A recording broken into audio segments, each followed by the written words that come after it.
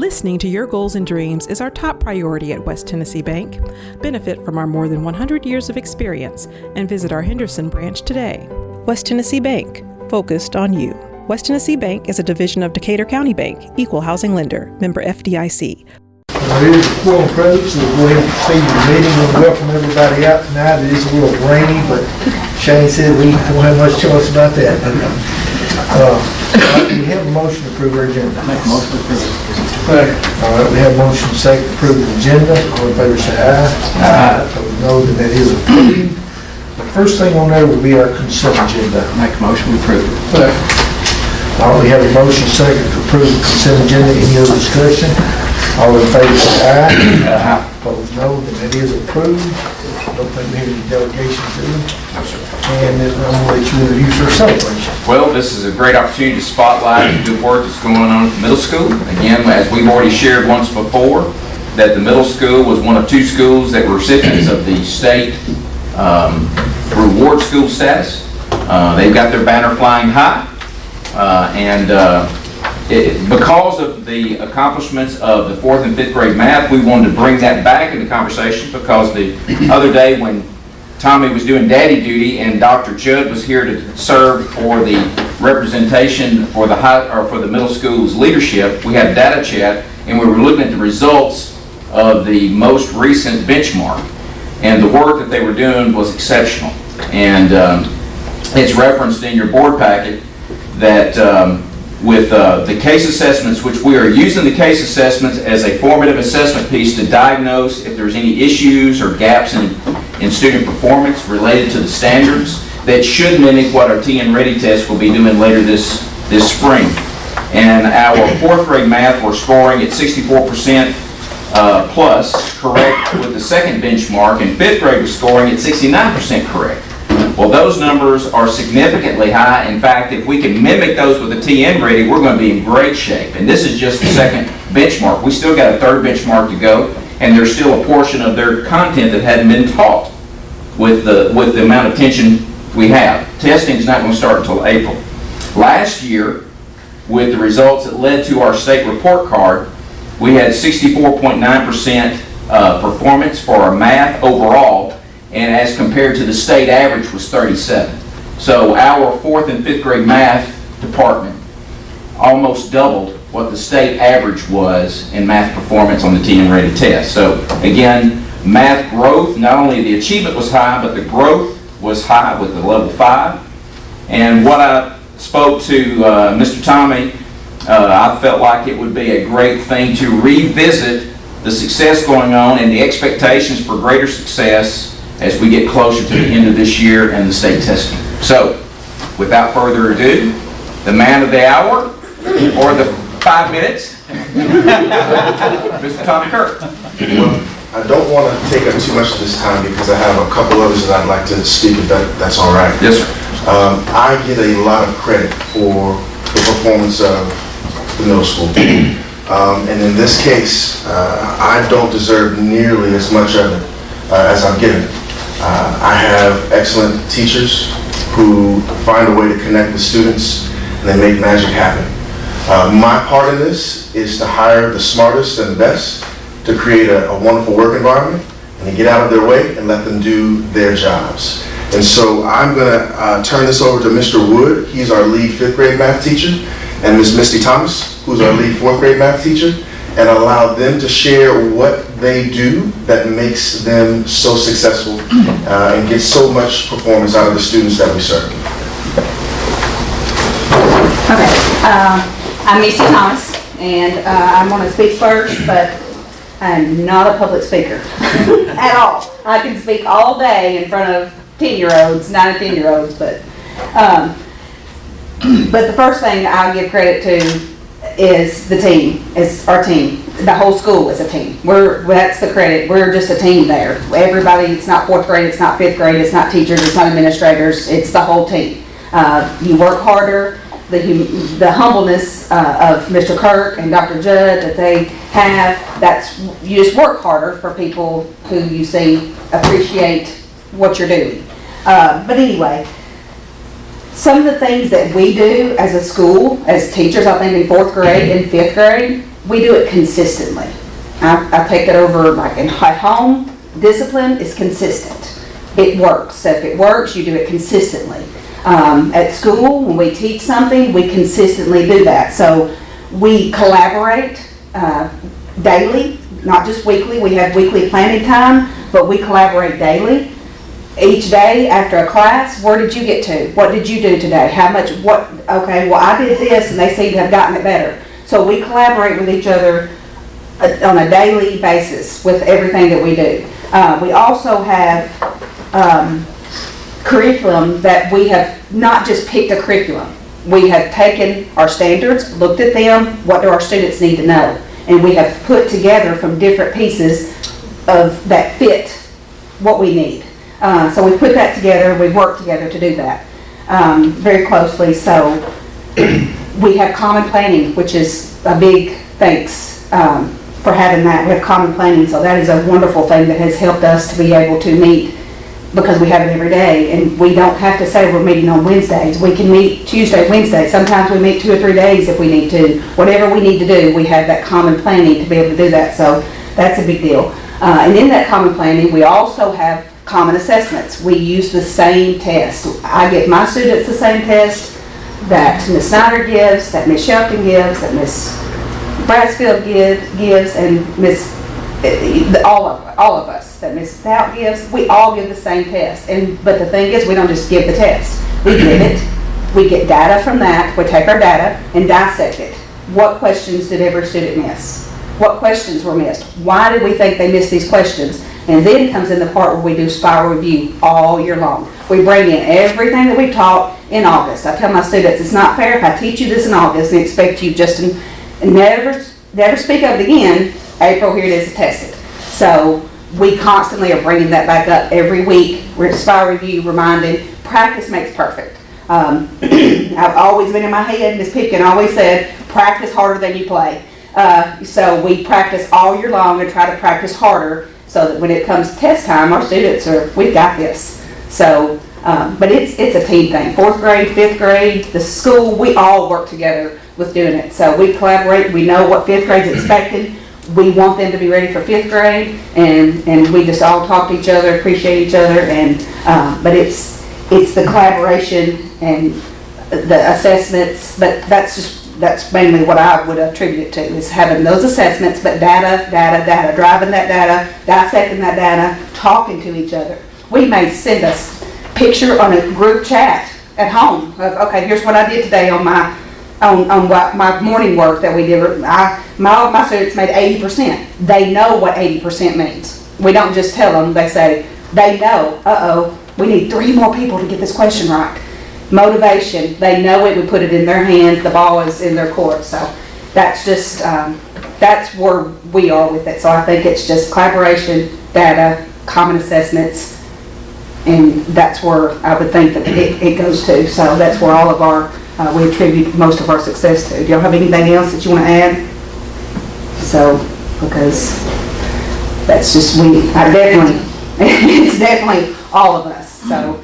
It's a lot of years that come with it, so it's the old experience, it's the new experience, all together makes it what it is, so thank you. Even with one of our teachers being a second-year teacher, I think it was Luke, your second-year teacher, we have 68 years of experience on our team, counting Miss Anthony, who's our special ed teacher that comes into our rooms.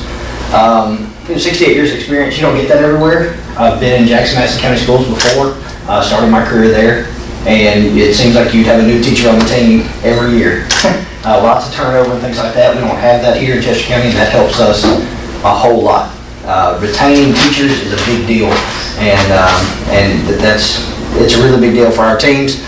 Some of these ladies have been together a long time and have added new that have been here for a lot longer than any other new teachers. The new teachers in our building sometimes feel like they've been there forever. We feel like they've been there forever because they just jump in and they're part of our team, and we appreciate it. With any success story, I feel like we have to give all the glory to God, because God has given us the staff, God has given us this community, and God has given us our administrators and this board and everything that we need to do this job. And so without that, without acknowledgement of that, we wouldn't have anything. So with that in mind, we use what he gives us as best we can. Yes, there's a lot of talent on our teams, but as Misty said, this is a whole school running in the same direction, which is fantastic. We have no doubts that when our kids get to 5th grade, when we get them, they are well prepared to learn, because 4th grade has taught them how to learn. They didn't just teach the standards, they didn't just teach lessons, they taught them how to learn, and they're ready.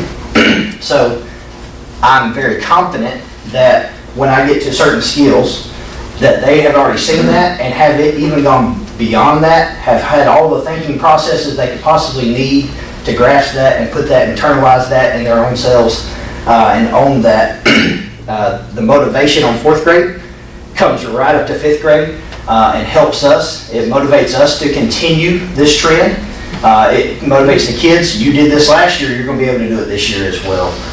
So that's there's a huge jump. If you ever look at the standards between 3rd grade, 4th grade, huge jump. Another huge jump between 4th grade and 5th grade. And all of us know that, all of us are well aware of that. And even with such a big jump, with such a good, tight school that we have, we're able to make that transition very smoothly. And it's really not a problem. As 5th grade, as 4th grade said, 5th grade also has common assessments. We give the same test pretty much weekly. Every once in a while there's an exception to that, but most of the time it's the exact same test, and then we can talk about data. How did your kids do on last week's assessment? Matter of fact, our little form that we fill out every week when we have our meetings, one of the questions is basically, what did you gain from last week's skill? And so we answer that by, how was your test? How was your test? We gave the same test. If one teacher says, my kids bombed it, and the other teacher says, we did fantastic, then that's not a gotcha, that's not our one. It's a, oh, okay, so what did you do different? What did you do in your classroom that helped? How did you prepare your students for it that maybe I didn't? And we're able to work off that. Pride has to be checked at the door when you collaborate with other teachers. It's the way with 4th grade, 5th grade, it's the way with 5th grade, 5th grade. It's the way with your own team, and y'all, everybody knows how that works. If you're gonna work with a team, you have to check your pride and say, okay, I didn't have the top score this time, and that's not a knock on me. That's a attaboy for somebody else, and that's a great motivator for me to grow, and there's an expert right there that can help me grow, and we're able to do that every day. So with rigorous lessons leading to rigorous tests, and with all the support that we have, I mean, this community is something else, that we get these children, and it's just a fact, we have better families than the other communities that touch us, or even anywhere near us. We just have really good families. It's just the way it is. Cheshire County is a great place, and we're getting good kids, and that helps us be able to do great things with them. I don't think I have any secret sauce. If we did, we'd write a book, and we'd never have to work again. So there is no secret sauce, but with all of us working together, we get it done as best we can. So, thank you. Lastly, I'd like to thank the board for giving us this opportunity to recognize these hardworking teachers who do it day in and day out. We realize you have a lot of important things to do, but thank you for this moment. Thank you. Appreciate that. I'd like to have everybody that's connected stand up. I tell you what, y'all really, good deal, good deal. Tommy, won't you introduce everybody, make sure everybody knows, especially Kendall, because he's just learning people's names. He needs to have their names in the caption. Front page news, pictures showing, so we need to know who the people are. In this row, we have Mr. Richard Wood, 5th grade. We have Miss Marilyn Stout, 4th grade. We have Miss Cassie Couples, 5th grade. She says she wants to be in the paper. She's the main one. She's the main one. Next to her, we have Miss Amanda Brassfield, 4th grade. Miss Melanie Shelton, 4th grade. Miss Lisa Snyder, that's a L-E-S-A, Lisa Snyder, 4th grade. We have Miss Misty Thomas, 4th grade as well. flew under the radar. This is my most amazing assistant principal, Dr. Melissa Judd.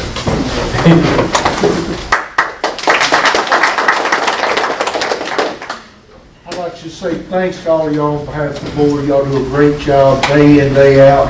And I like Tommy, it's not one person, it's all of you. And we really appreciate all y'all do. Any other comment? All right, thank y'all. Okay, the next thing we'll move on to, we had the policy committee over here, but we didn't get the information back from PSBA, so we're just going to table that tonight and look at it for the next meeting. Okay, then the next thing is going to be a request for a golf team at the junior high.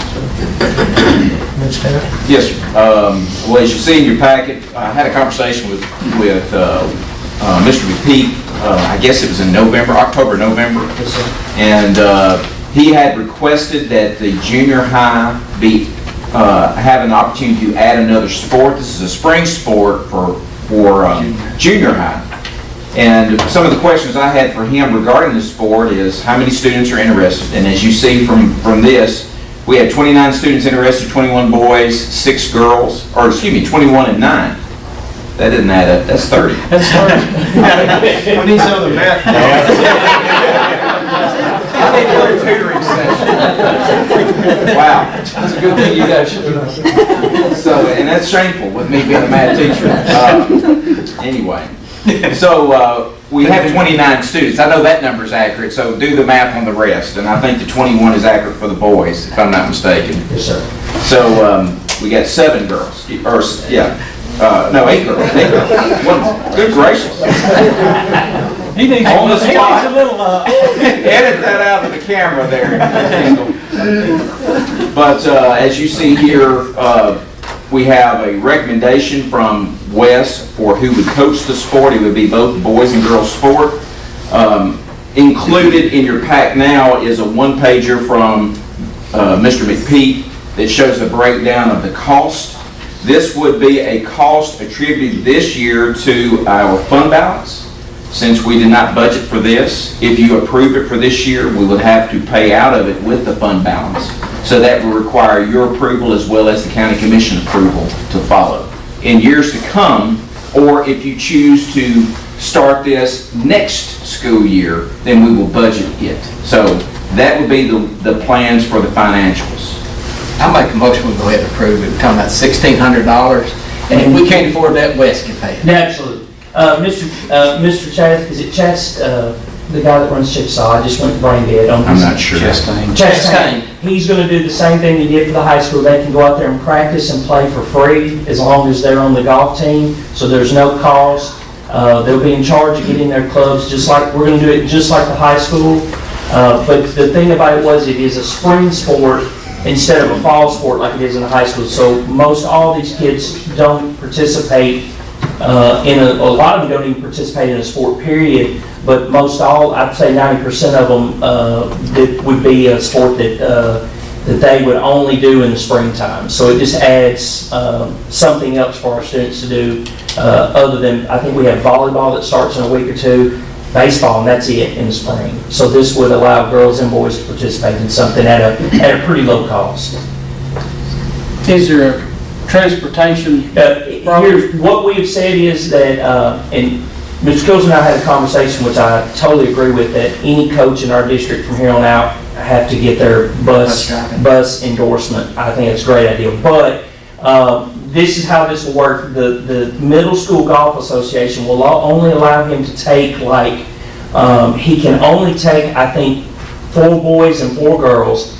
But he can have as many on the team and practice daily, and they can move up as the season goes. He can move, so he can practice as many as he wants on this. But we have said this year that transportation is kind of like our cross country that we started. It's going to be up to the parents and that. But if he wants to get his bus endorsement, that's going to be if he wants to do that. But otherwise, the parents know that they're going to travel together independently to these matches. I think there's like 9 schools in this area.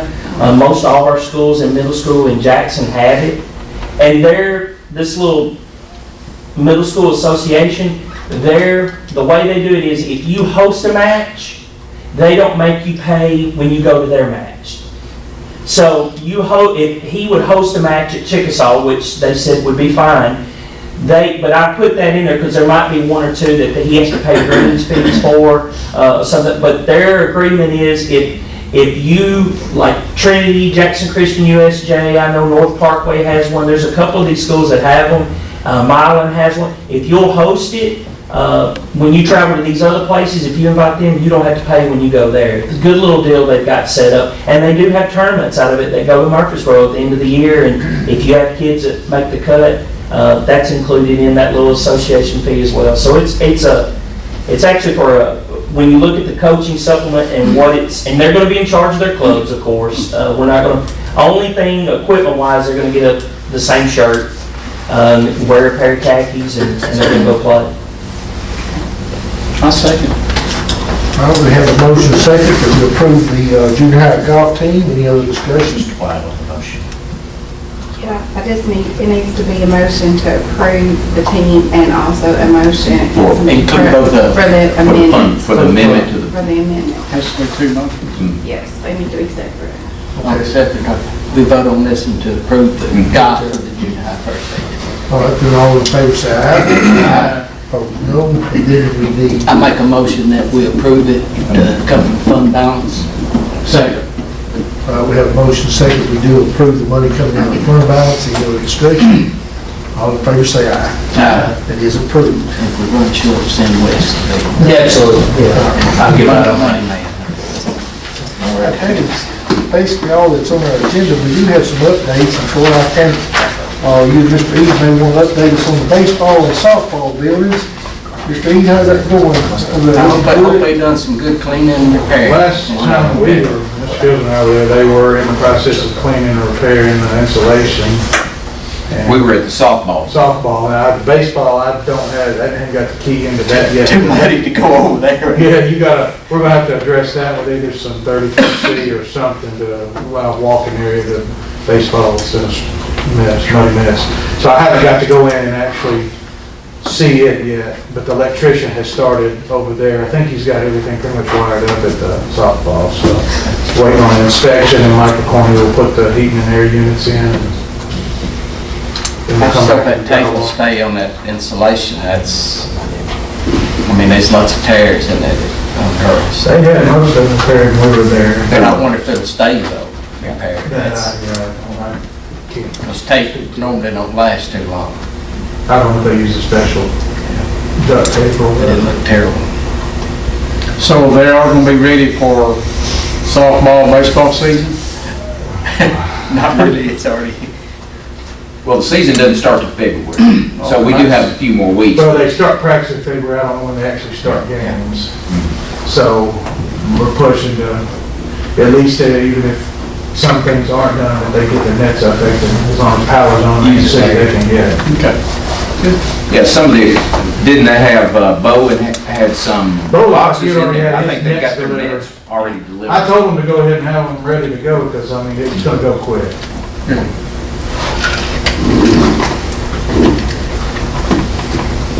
Okay, we were bringing up that, looks like in our updates that Mr. Kills is going to be representing TOSS, Southwest Tennessee area. Yeah, I shared that with you guys, just to let you know, it's an opportunity to serve TOSS, that's our superintendent organization, where I'll be representing our Southwest area for legislative council. Well, it's going to be weekly calls with those at TOSS who lobby in Nashville. The legislative season is beginning next week, and it will give me an opportunity to stay abreast of the things as they're happening at Nashville. I look forward to this opportunity. This is just including, and there's a lot of, I'll say this, and I think I included it in your board packs, there is a lot of common work between the TSBA and the TOSS organization, especially last year with the lobbying that occurred for trying to diminish the school voucher program.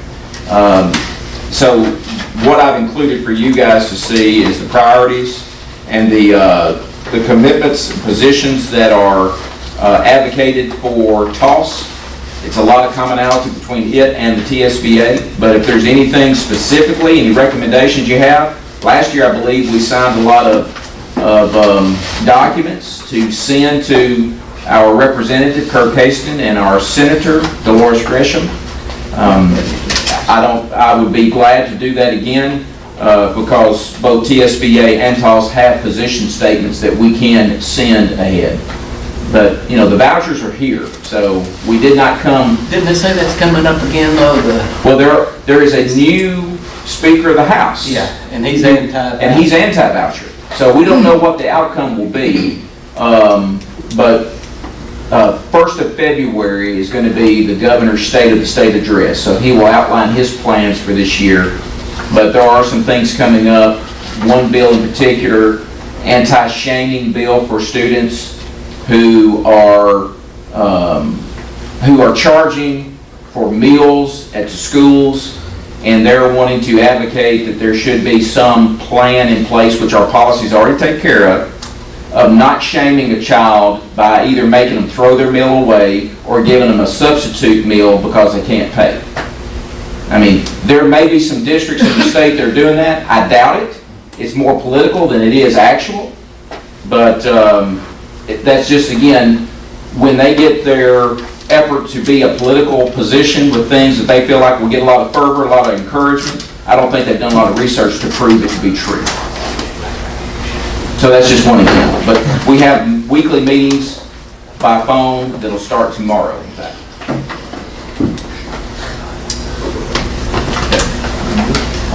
Our next meeting for February will be on the 27th at 7 p.m. here at the board office.